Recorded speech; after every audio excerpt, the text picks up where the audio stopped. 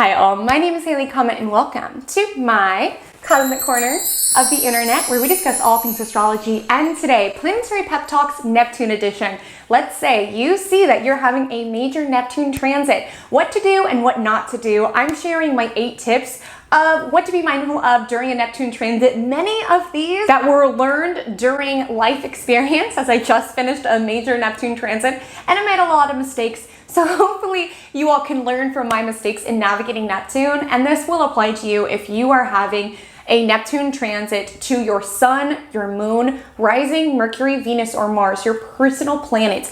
And I would consider a Neptune transit a conjunction, a square, and opposition. If that's what's occurring, you definitely want to listen. To a lesser degree, trine or sextile, that's typically a more helpful energy. Still important to keep in mind these tips as you don't want to mess around with Neptune, okay? It is not all butterflies and rainbows. Before I dive in, if you could do me a favor, if at any point in this video you learn something new, you make a mental note of what not to do during your Neptune transit, if you could do me a favor, comment below, like, subscribe. Any of those little nudges are really what helps me continue to make cosmic content, and I'm so appreciative. And without further ado, let's dive in. 8 tips for your Neptune transit. So tip number 1 is channel the inspiration collectively. I wanted to start with a positive because Neptune can be a very inspired time. Neptune is the planet of illusion, of spirituality, of deception. And when Neptune is transiting a personal planet, you can feel like you are able to tap into a different realm. You can feel like you are able to just channel like no other, whether it's channel art or if you're intuitive, you might feel like you're more open to sort of receiving messages. It's a time that you can really tap in to muse. It's really a time that you could tap into muse, to source, whatever it is. What I commonly see, especially with my clients when they're having a Neptune transit, is that they might feel inspired, they get all these ideas, but it sort of doesn't go anywhere because Neptune can be a foggy, murky influence, which we'll get into in later tips. But I just want to mention to start off, use that inspiration and channel it towards something. It's gonna take some grounding techniques. It's gonna take keeping yourself accountable to take that inspiration and put it in something physical, but show up. Write it down, get yourself on a writing schedule, play your music, do things that you're able to really channel the inspiration because Muse is talking to you, babe, and you're gonna wanna listen. Not only Muse is talking, but my upper apartment neighbor is talking. So I don't know what exactly he's working on, but if you hear more bangs, that is him. It's not Neptune coming down to smack me with his golden triton. Anyways, so tip number 2, ground down. Neptune transits give you this feeling that like nothing is real. I remember during my Neptune transit, I almost felt like I was floating above my body looking down at myself. It was so trippy. I was missing appointments. I was missing huge tasks. There was meetings I was supposed to be at and I just didn't show up because I forgot. Neptune just sort of gives your life this hazy glow where you're like, what is actually happening? So for me, what was really helpful was spending more time in nature. I went to an intuitive just because I was like, can you help me? Because I'm a mess right now. And she recommended that I work with some grounding crystals, like obsidian was one that she had me carry around. And whether you're into crystals or not, I honestly felt like it sort of helped me. And there was one I slept with under my pillow as well. I believe it was hematite. I'll put it in here if it's not. But those sort of helped me, might be placebo effect, but I thought it really helped, as well as doing things like earthing, which is being barefoot in the ground, eating really grounding foods. So the same intuitive recommended that I eat lots of like root foods, like potatoes, sweet potatoes, things that like grow in the ground. I got a planner. I wrote everything down. I had alarms on my phone for everything I had to do. Anything that sort of keeps you on this planet and doesn't allow you to, go woo-woo, as well as lots of time in nature. That was really would help me during that time to come back to my body. Activities such as yoga, activities such as running, activities such as long walks around the park. Get into your body because Neptune, it's like you are full spirit, right? Tip number 3.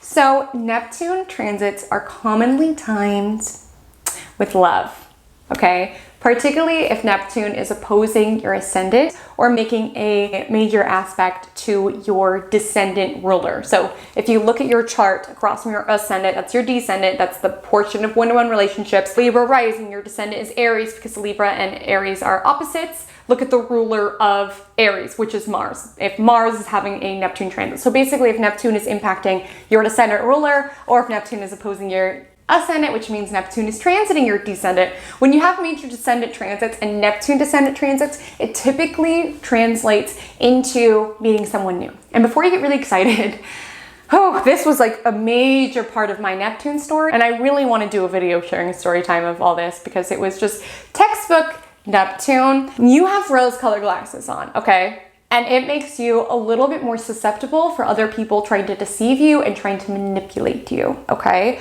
So be so discerning with who you allow in your space. And the problem with Neptune descendant transits is that the person that comes your way typically looks like a dream come true. It typically is someone who just takes you to different places, like to almost to like a spiritual realm. Like I know for a fact, I was like, this is my twin flame, oh my gosh. Now I look back and I was like, girl, take off those rose-colored glasses. They could be Neptunian, they could be someone spiritual, they could be someone, a musician, they could be someone who you feel like you have this really soulful connection with.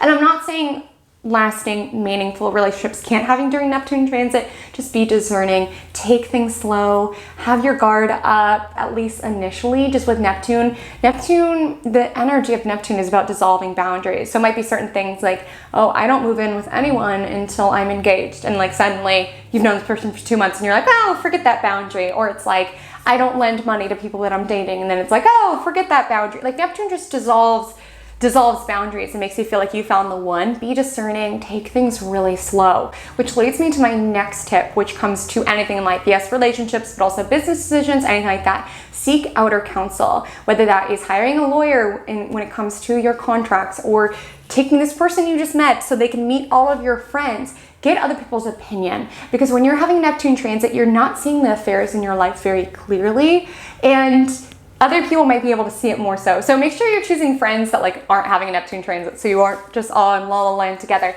But seek out a counsel in regards to contracts that you sign, people that you bring around, because you're sort of in a not as discerning headspace, and other people could be like, girl, I saw him take 20 bucks from your wallet when you weren't looking. Hey, why does he not have a job? Or hey, this contract has a couple of huge loopholes. This would be the time that I would really consider like being extra careful about how you go about your affairs. So like when you're entering a new job, like getting, your lawyer friend to look it over, or, in your own business, just making sure that you're being discerning with what sort of clients that you bring in, because you're not seeing things too clearly. Also in terms of taxes, I would definitely hire an accountant. This is not the time when your own eyes and judgment are to be trusted. And that's just the facts of Neptune. Tip number 5, avoid any techniques of escapism. And this is hard because it's almost like Neptune is whispering in your ear, escape, come away with me, come away, like out of this planet.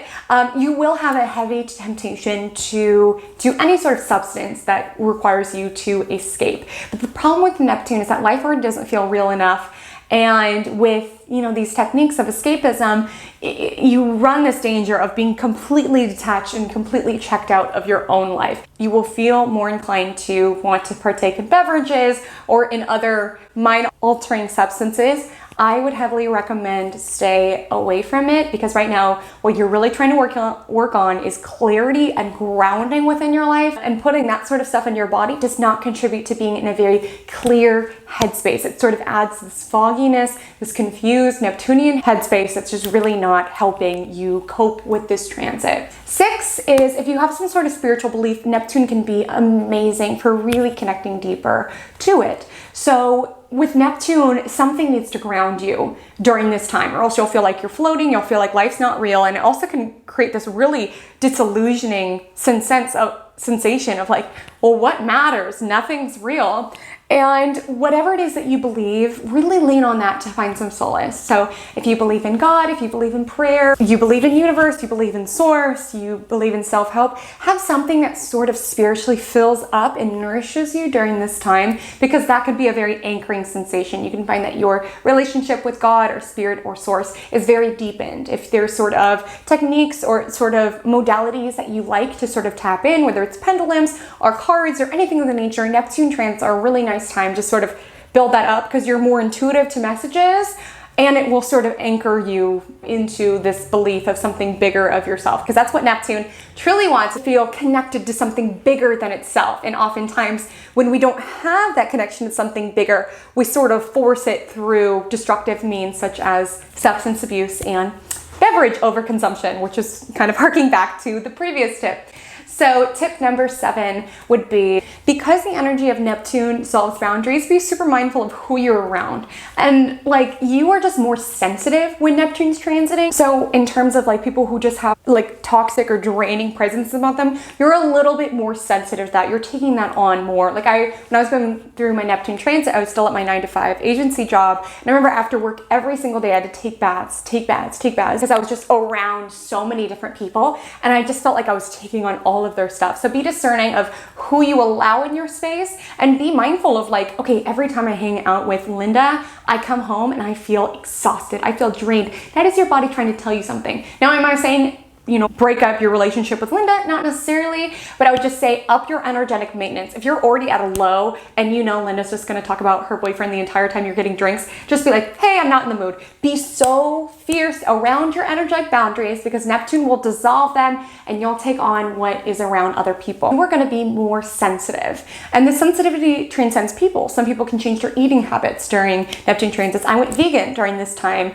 Some individuals can cut out gluten. Some are just finding that they're more sensitive. So tune into your body, notice what makes you feel like you have lots of energy and what your body isn't really agreeing with, because you're just a little bit more sensitive to what you're taking on. Tip number 8 is that you are more compassionate when Neptune is transiting, which is why it's hard to draw those boundaries in terms of your sensitivities and in terms of your life, or like not hanging out with people who are sort of toxic and draining, because it just makes you more compassionate. So funnel that into, a cause that you're passionate about, an altruistic affair that you really want to pour your heart in, or notice what causes your heart really leaps out to, and rather than just being so saddened by it, do something to sort of help that. Like I remember I was literally during my transit just sobbing over, there's so much in this world that is so corrupt that it's overwhelming to think about, and especially with Neptune making you extra sensitive, you can kind of like spiral down. Oh my gosh, this world is so corrupt. How are we going to do anything? Do one thing to help, whether it's like a litter pickup in your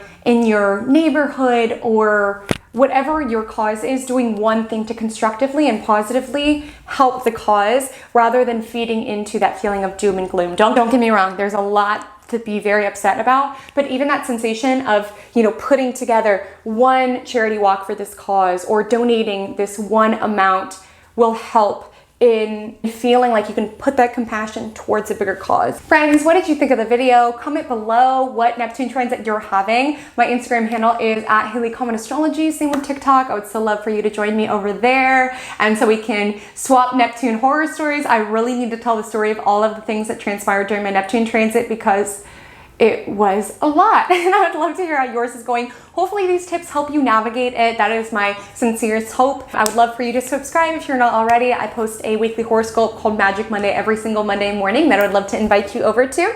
And until we meet again, drink lots of water and stay cosmic.